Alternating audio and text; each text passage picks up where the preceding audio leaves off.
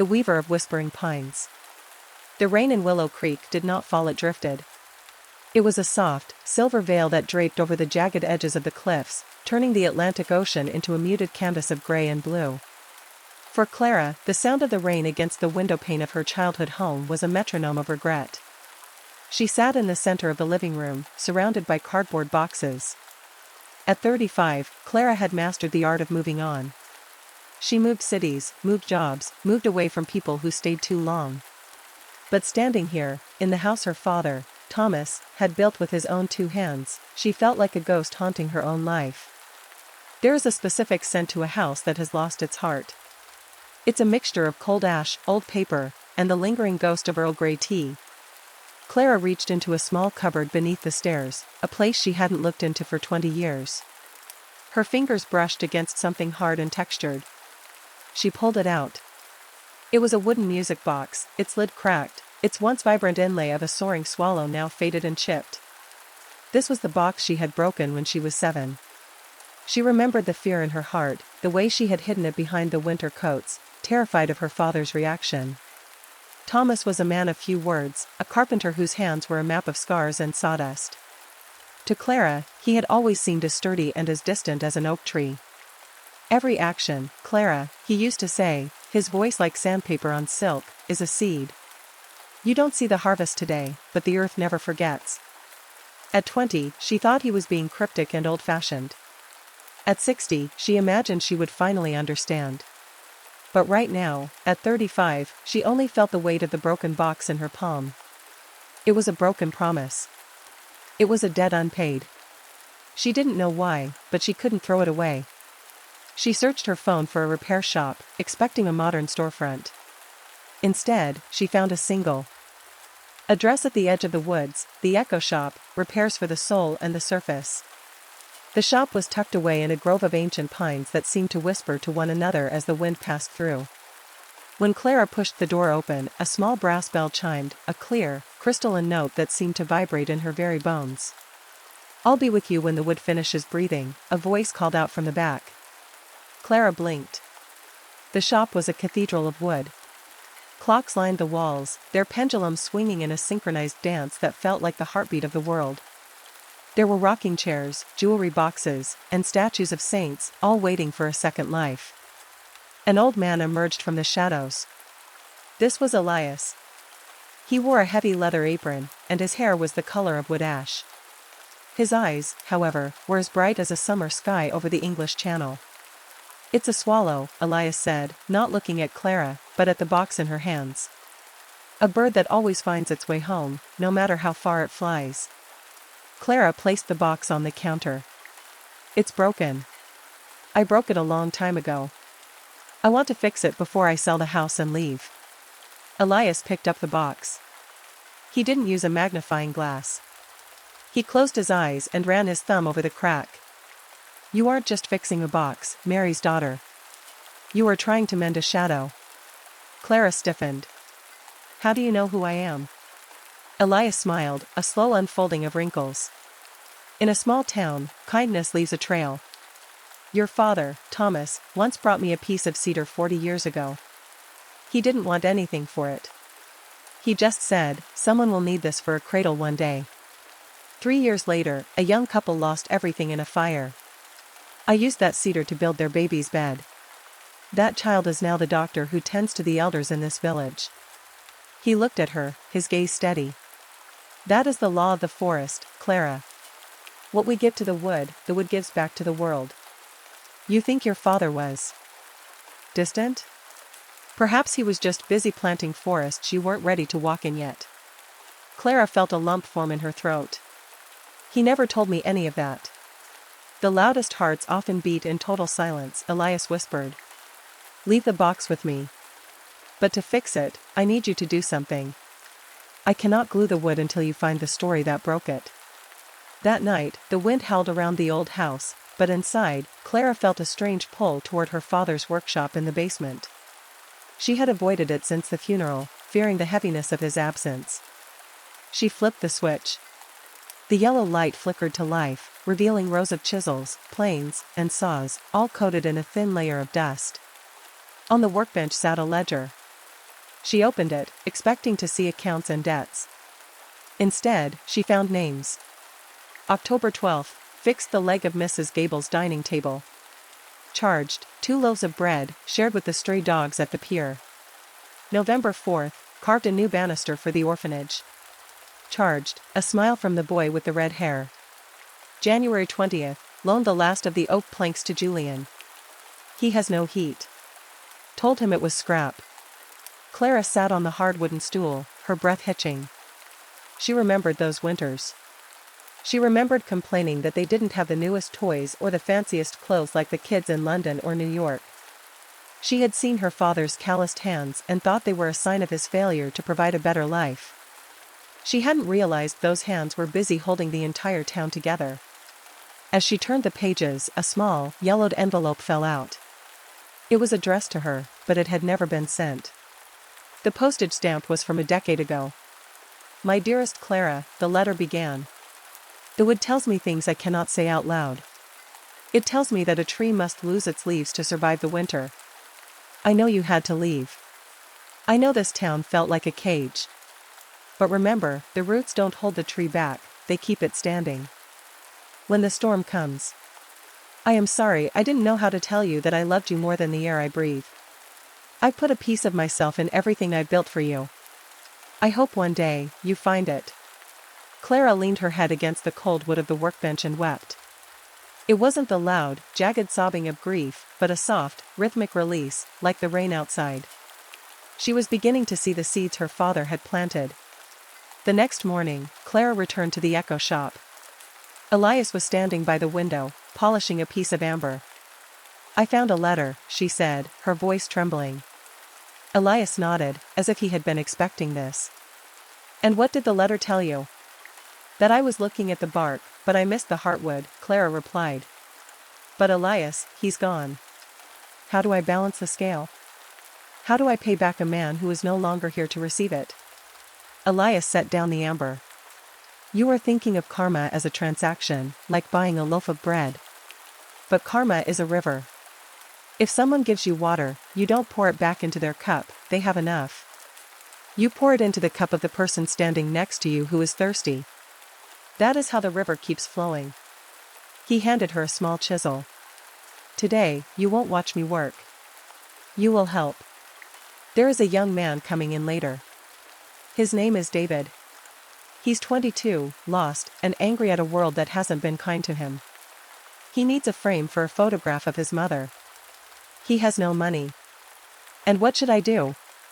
Clara asked. "You will give him the frame your father started for you when you were 10. It's sitting in the corner, unfinished. You will finish it for a stranger." Clara looked at the unfinished frame. It was beautiful, carved with delicate ivy leaves. She had forgotten he had even started it. To give it away felt like losing a piece of him all over again. "If you keep it, it's just wood in a dark room," Elias said softly. "If you give it, it becomes a sanctuary for someone's memory. Which do you? Your father would choose?" Clara took the chisel. Under Elias's patient guidance, she spent the afternoon smoothing the edges of the ivy leaves. Her hands, once accustomed only to tapping on keyboards and swiping on screens, began to ache. But it was a good ache. It was the ache of creation. When David arrived, he was exactly as Elias described, shoulders hunched, eyes guarded, a young man who expected a door to be slammed in his face. Clara handed him the finished frame. "This is for you," she said. "No charge." The young man looked at the frame, then at Clara. His eyes softened, and for a moment, the tension left his frame. "My mother, she loved ivy," he whispered. "How did you know?" "I didn't," Clara said, glancing at Elias, who was smiling into his tea. "But someone who loved me did." As David left, Clara felt a strange lightness in her chest. A knot that had been tied 30 years ago was finally beginning to loosen. Weeks turned into a month. Clara stopped checking her work emails. She stopped counting the days until she could return to the city. Instead, she spent her mornings in the workshop and her afternoons with Elias. They spoke of many things: the way trees communicate through their roots, the reason why the oldest clocks are the most accurate, and why family is the most difficult wood to carve. Family, Elias said one evening as the sun dipped below the horizon, is like a burl on a maple tree. It looks like a deformity, a knot of stress and pressure. But if you cut into it, you find the most beautiful, swirling grain in the entire forest. The stress is what creates the art. Finally, the day came when the music box was finished. Elias placed it on the counter. The crack was gone, filled with a shimmering line of gold, the Japanese art of kintsugi, but applied to wood. The swallow looked as if it were about to take flight. "Wind it up," Elias urged. Clara turned the key. The mechanism hummed, and then a melody began to play. It wasn't a lullaby she recognized from books, but a song her father used to hum while he worked in the basement. Tink. Tink tink. Tink. As the music filled the room, the door to the shop opened. A woman walked in, older, perhaps 60, with a graceful but tired face. She looked at Clara, then at the box. "I recognize that tune," the woman said. "Thomas wrote that for the town's centennial, but he never played it for anyone but his daughter." Clara stood up. "You knew my father?" The woman smiled. "He saved my life, dear. Not with a grand gesture, but by being the only person who believed I could start over after my husband passed. He gave me a job finishing furniture when no one else would hire a grieving widow. He told me that life is just a series of different grains, and we have to learn to sand them all down." The woman reached into her bag and pulled out a small, carved wooden heart. "He told me to give this to you when you were ready to hear the music again." Clara took the heart. It fit perfectly into the palm of her hand. That night, Clara didn't pack any boxes. She went to her father's bedroom, opened the window to let in the scent of the sea and the whispering pines, and lay down on the old quilt. She realized that her father hadn't been distant, he had been a weaver. He had spent his life weaving a safety net of kindness across the entire town, so that when his daughter finally fell, she would be caught. The karma of her father wasn't a debt she had to pay, it was a legacy she had to live. She closed her eyes. The rhythm of the waves outside matched the rhythm of her breathing. She thought of the young man with the ivy frame, the woman with the wooden heart, and Elias, the keeper of echoes. She saw her life not as a series of broken pieces, but as a beautiful burl, complex, stressful, but filled with a grain so beautiful it could only be formed by the pressure of love. As she drifted off, she didn't hear the silence of a lonely house. She heard the forest. She heard the swallows returning home. She heard the heartbeat of a family that was no longer divided by death, but united by the ripples of their deeds. And for the first time in many, many years, Clara slept deeply, knowing that the harvest was finally home. In the weeks that followed, Clara found herself staying. The city, with its frantic pulse and neon demands, began to feel like a fading dream. Here, time was measured not by minutes, but by the drying of varnish and the slow growth of moss on the north side of the trees. Elias began to teach her the language of the grain. "You see this?" Elias pointed to a piece of walnut wood. "The rings are tight here. That means the tree lived through a drought. It struggled. It had no water, so it grew slowly. But look at the color, this is the deepest, richest part of the wood. The struggle gave it the beauty that the easy years never could." Clara ran her fingers over the dark, dense rings. "Is that what we are doing, Elias? Collecting our droughts?" Elias laughed softly, a sound like dry leaves skittering across a porch. "We are acknowledging them. Most people spend their lives trying to hide their scars with paint. But a true craftsman knows that the scar is where the story begins." One afternoon, a man in his late 50s entered the shop. He looked weary, his suit expensive but wrinkled, his eyes reflecting a profound exhaustion that Clara recognized all too well. He carried a broken cello case. "I was told," the man said, his voice trembling, "that this is the only place where things that are lost can be found." Elias looked at Clara. It was a silent command. This was her lesson now. Clara stepped forward. "What happened to the cello?" The man sat down heavily. "It belonged to my daughter. She stopped playing years ago after we had a falling out. I haven't spoken to her in a decade. I found this in the attic. It's cracked. I thought, maybe if I fix the instrument, I can see the courage." To call her. Clara looked at the crack in the cello's body. It was deep, splitting through the spruce wood. It will take time, she said softly.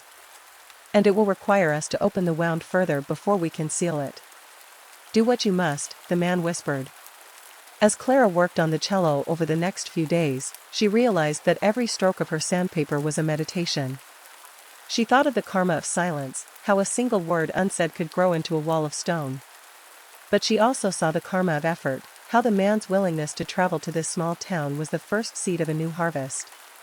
One evening, while working late, Clara asked Elias a question that had been burning in her mind. Elias, you speak of karma as a river.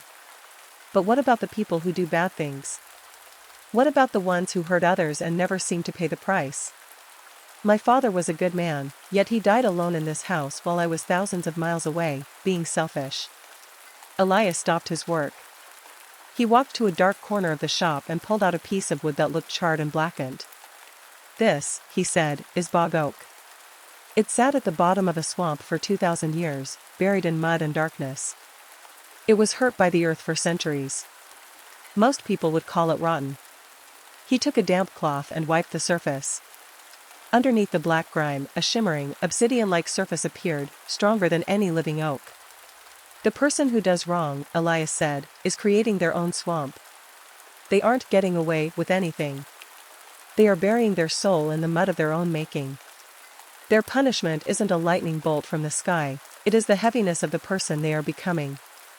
They lose the ability to feel the sun. That is the greatest loss of all. He looked at Clara. And your father? He didn't die alone, Clara.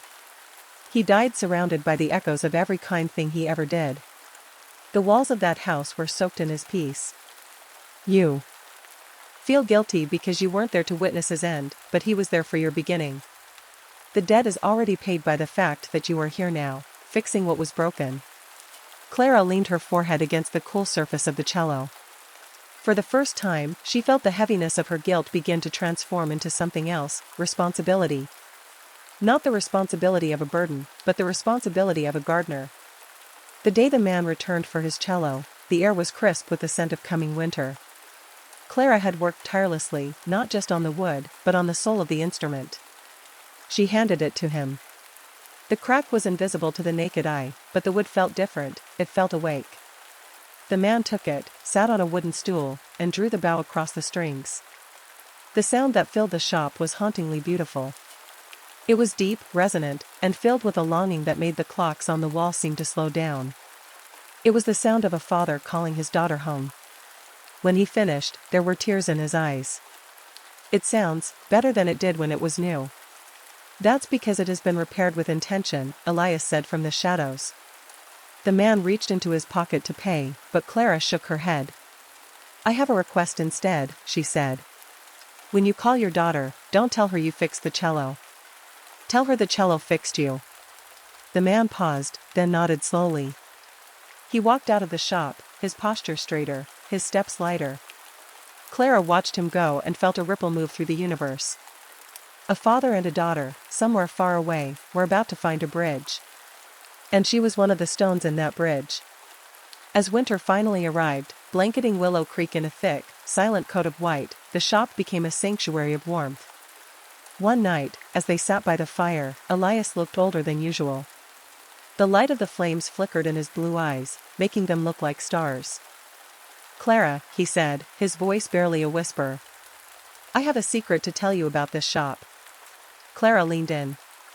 I didn't build this shop, Elias said. I inherited it from a man who found me when I was young, broken, and full of hate. I was a man who thought the world owed me everything because I had suffered. He didn't give me money. He gave me a piece of wood and a chisel. Elias smiled. That man was your grandfather. Clara gasped. My grandfather? But I thought. He was a man who understood that we are all interconnected, Elias continued. He knew that by saving me, he was saving a piece of the future. He didn't do it for me. He did it for the river. And now, the river has brought his granddaughter back to me so that I can finish the work he started. He reached out and took Clara's hand. His skin felt like ancient parchment. You aren't just a visitor here, Clara. You are the heir. Not to the wood, not to the tools, but to the kindness. The world is full of broken things. People are waking up every day with cracks in their hearts, feeling like they are beyond repair. They need a place where they can hear the music again. The story of Elias and Clara didn't end with a grand finale. There was no sudden burst of magic. Instead, it continued in the quiet choices. Clara decided to stay in Willow Creek. She didn't sell her father's house. She turned the basement into a studio where she taught the local children how to carve, not just wood, but patience and empathy. She learned that family is not just those who share your blood, but those who share your silence. She realized that every act of kindness she performed was a message sent back in time to her father, saying, "I understand now." And every act of kindness was a message sent forward to people she would never meet, saying, "You are not alone." As you listen to this, let the image of the whispering pines fill your mind. Imagine the scent of cedar and the warmth of a crackling fire. Know that whatever cracks you may feel in your own life, whatever regrets haunt your nights or whatever burdens weigh down your days, they are the very places where the light enters. You are not broken beyond repair. You are simply in the middle of being finished. The river of karma is flowing tonight. It flows through your breath, through your memories, and through the love you have yet to give. Close your eyes. Hear the wind in the pines. Hear the soft chime of the brass bell. You are home. You are forgiven. You are loved. The snow continues to fall outside the window of the echo shop. Inside, the clocks tick in a slow, comforting rhythm.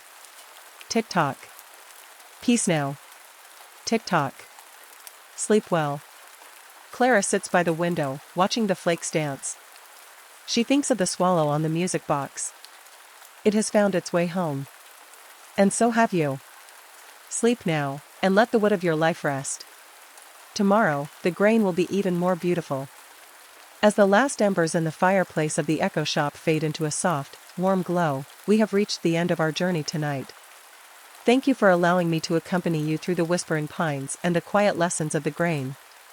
This story was written for you, for every heart that has ever felt a little weathered, and for every soul seeking its way back home.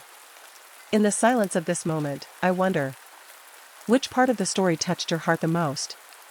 Was it the resonance of the cello, the shimmering gold in the cracks of the wood, or perhaps the quiet realization of a father's unspoken love? Your presence here is a part of the river we spoke of. If you feel a sense of peace, or if a memory has been gently awakened, please share your thoughts with me.